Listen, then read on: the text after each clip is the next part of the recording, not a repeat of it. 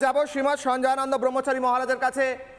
আজকে দাঁড়িয়ে ভারতবর্ষের সঙ্গে ভারতবর্ষের সিচুয়েশনের সঙ্গে বাংলাদেশের সিচুয়েশনের কোনোভাবে কম্প্যারিজন হতে পারে, কোনো জাস্টিফিকেশন হতে পারে? এখানে সংখ্যালঘু মন্ত্রক রয়েছে, এখানে সংখ্যালঘুদের বৃত্তি রয়েছে, এখানে সংখ্যালঘুদের আলাদা সমস্ত কিছু ব্যবস্থা সুবিধে, এমনকি সংখ্যাগুরুদের চেয়ে বেশি আছে। বাংলাদেশে একটা সংখ্যালঘু মন্ত্রক পর্যন্ত নেই। দেখুন, ভারতবর্ষে সংখ্যালঘুদের যে সুযোগ সুবিধা দেওয়া হয়, আমার মনে হয় না যে ভারতবর্ষের পারিপার্শ্বিক কোনো রাষ্ট্রে এই ধরনের সুযোগ সুবিধা তারা পায়। সেটা স্বাস্থ্যক্ষেত্র হোক, সেটা শিক্ষাক্ষেত্র হোক, যে কোনো ক্ষেত্রে হতে পারে। সুতরাং এই ধরনের অবান্তর কথা উনি বলছেন। আসল কথা, সমস্ত কিছুর মূলে হচ্ছে হিন্দু বিদ্বেষ। উনি যে দলের পক্ষ থেকে কথা বলছেন, সেই বিএনপি দল আমরা দেখেছি বছর দুয়েক আগেই তারা বলেছে যে হরে কৃষ্ণ হরে রাম শেখ হাসিনার বাপের নাম। তারা চিরকাল হিন্দু বিদ্বেষী। এই মুহূর্তে উনি চিন্ময় কৃষ্ণ প্রভুর নাম যেভাবে উচ্চারণ করছেন, একজন সন্ন্যাসীর নাম চিন্ময় কৃষ্ণ বলে উনি কয়েকবার উচ্চারণ করেছেন। সুতরাং বোঝাই যাচ্ছে উনি এখানে বসেছেন শুধুমাত্র নিজস্ব পলিটিক্যাল পজিশন এবং পলিটিক্যাল অ্যাডভান্টেজ নেওয়ার জন্য, এছাড়া অন্য কিছু নয়। উনি সত্যের পক্ষধর নন, ধর্মের পক্ষধর নন। আর শুধু হিন্দু বিদ্বেষ নয়, আসল বিষয়টা হচ্ছে ভারত বিদ্বেষ। বেশ, নাজমা কওসার ম্যাডাম, বারবার উঠে আসছে সবকিছু আওয়ামী লীগ করেছে। নাজমা কওসার, আজকে প্রশ্ন উঠছে আওয়ামী লীগের সময়ও তো হিন্দু নির্যাতন হয়েছিল, সত্য কথা, অনেক উদাহরণ উঠে এসছে, অনেক অভিযোগ উঠে এসেছে। আজকে বিএনপি বা ইউনূস সমর্থকরা বলছে যে সেই সময় আরও বেশি হতো, এখন কম হয়। তারা বলছে আওয়ামী লীগ এই মুহূর্তে ঝামেলা করার চেষ্টা করছে, এমনকি বলছে কালো কোট খুলে নিচ্ছেন আপনারা। আমি অডিও আপ রাখতে বলবো জায়েদুল করিমেরও, যাতে কোনো উত্তর চাইলে উনি দিতে পারেন। তবে প্রথমে নাজমা কওসার, টানা আনইন্টারাপ্টেড, বলুন। আমি একটু বলতে চাচ্ছি, প্রথমত একজন আইনজীবী হিসাবে আমি লজ্জিত। আমি অত্যন্ত দুর্ভাগ্যের বিষয় যে বাংলাদেশে আজ আইন আদালত সমস্ত আইন আদালত আজকে ধ্বংসের মুখোমুখি গিয়ে দাঁড়িয়েছে। গত 5 মাসে বাংলাদেশে মানবাধিকার লঙ্ঘিত, সংবিধান লঙ্ঘিত, আইন আদালত অপমানিত, অপদস্থ আইনজীবীরা। এবং আমি যে কথাটা বললেন, উনি একটু আগে যে কথাটা বললেন যে ভারতে নির্যাতন মানুষকে গুম করে রাখে, সেখানে গুম করে রাখে, সেখানে কোনো ক্ষতি হয় না,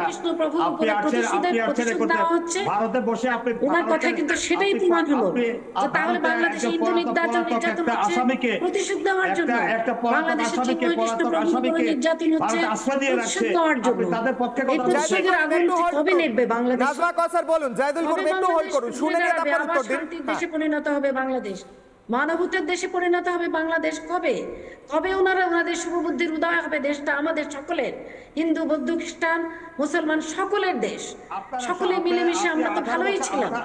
কেন ওনারা এই প্রতিহিংসার আগুন জ্বালিয়েছে? 16 বছরে আওয়ামী লীগের উপলব্ধি হয় নাই কেন? কেন আপনি স্বাধীনতার সপক্ষ বিপক্ষ করে দেশকে বিভাজন করেছেন? এখন যখন পালিয়ে গেলেন জনরোষে, আপনি যখন পালিয়ে গেলেন তখন আপনারা এই উপলব্ধি আসলো কেন? এখন মানবতার কথা আসে কেন?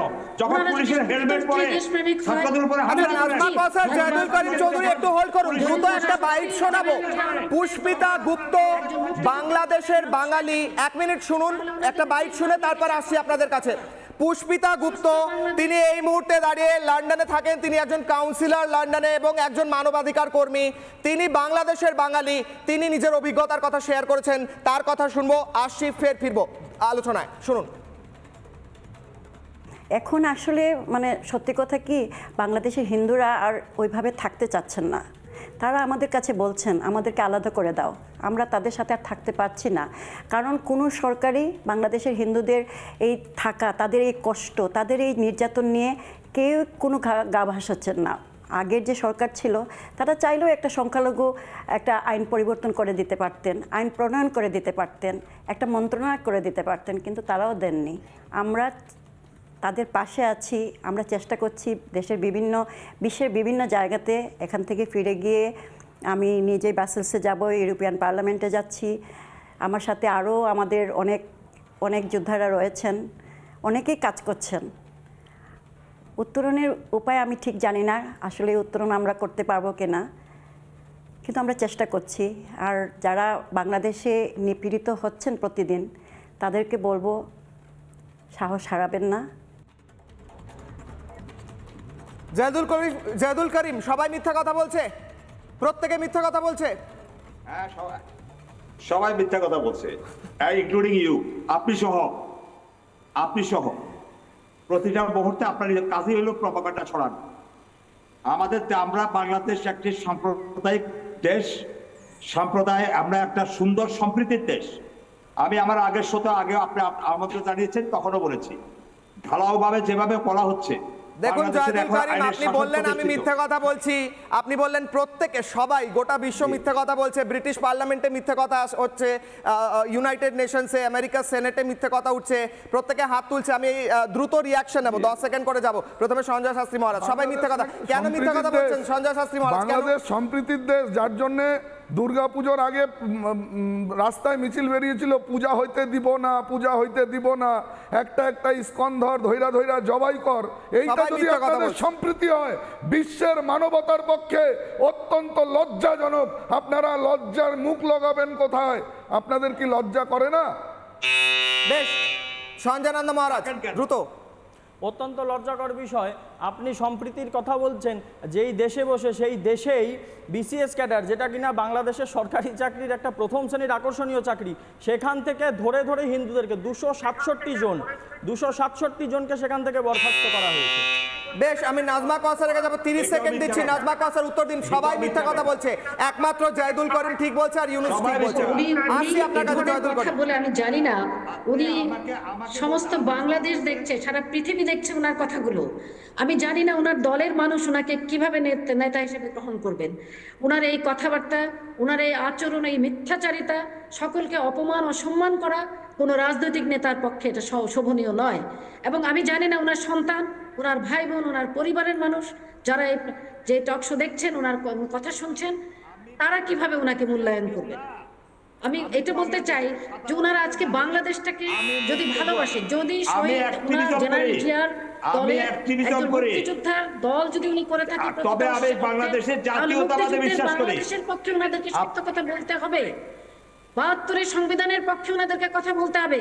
আজকে যে মৌলবাদীরা আমার 30 লক্ষ শহীদের রক্ত রঞ্জিত বাংলাদেশের সংবিধানটি পরিবর্তন করতে চাচ্ছে, মৌলবাদী বাংলাদেশ বানাতে চাচ্ছে, খেলাফতের বাংলাদেশ বানাতে চাচ্ছে, তাদের বিরুদ্ধে কথা বলতে হবে। যদি ওনারা মুক্তিযোদ্ধা জিয়াউর রহমানের, সেক্টর কমান্ডার জিয়াউর রহমানের দলের জয়দুল করিম চৌধুরী, নাজমা কওসার একটু হোল্ড করুন। জয়দুল করিম চৌধুরী, আপনাকে শেষ একটা সুযোগ দিচ্ছি, আমি একটা শেষ সুযোগ দিচ্ছি। আজকে এই বাচ্চাদের মতো কথাগুলো প্লিজ বলবেন না। সবাই মিথ্যা কথা বলছে, প্রত্যেকে ভুল। একটুখানি বলুন যে হ্যাঁ ভুল হচ্ছে, আমরা ঠিক করার চেষ্টা করছি। শেষ সুযোগ একটা দিচ্ছি আপনাকে, আপনি ক্ষমা চান আজকে। আপনি ক্ষমা চান, আপনার যে চ্যানেলে আমাদেরকে ডেকে আমাদের যেভাবে কণ্ঠরোধ করেন, আপনি ক্ষমা চান। আমি আপনাকে বিনয়ের সাথে অনুরোধ করি, আপনি এবং আপনার অতিথিরা যারা মিথ্যাভাবে আমার উপর দোষারোপ করছে, তাদের কাছে আমার অনুরোধ, তারা এই মিথ্যাচার করার জন্য, এই বাংলাদেশের সাথে সম্পর্ক নষ্ট করার জন্য, একটা শত্রু ভাবাপন্ন তৈরি করার জন্য আপনাদের ভারতবাসীর কাছে আপনাদের ক্ষমা চাওয়া হচ্ছে। আমি এতটুকু বলতে পারি, আপনারা ক্ষমা চান, আপনার চ্যানেল থেকে ক্ষমা চান। আপনি দেখুন অডিও ডাউন, আপনি দেখুন, আপনাকে শেষ বক্তব্য রাখতে দিলাম, আপনাকে 30 সেকেন্ড শেষ যে সময়টা আপনাকে দিলাম, মহারাজদের আমি 10 সেকেন্ড করে দিলাম, আপনাকে আমি 30 সেকেন্ড দিলাম। আপনি বললেন আমি মিথ্যে বলছি, আমরা সবাই মিথ্যে বলছি, তাও আমি আনইন্টারাপ্টেড আপনাকে বলতে দিলাম। তার কারণ কি জানেন? কারণ আমি বড় হয়েছি ভারতবর্ষে, যেখানে গণতন্ত্র বলে একটি বিষয় আছে। নানা ধরনের কন্টেন্ট দেখার জন্য লাইক করুন, শেয়ার করুন আমাদের ফেসবুক পেজ, সাবস্ক্রাইব করুন আমাদের ইউটিউব চ্যানেল। পাশাপাশি অন্যান্য ব্রেকিং নিউজের জন্য অবশ্যই চোখ রাখুন রিপাবলিক বাংলায়।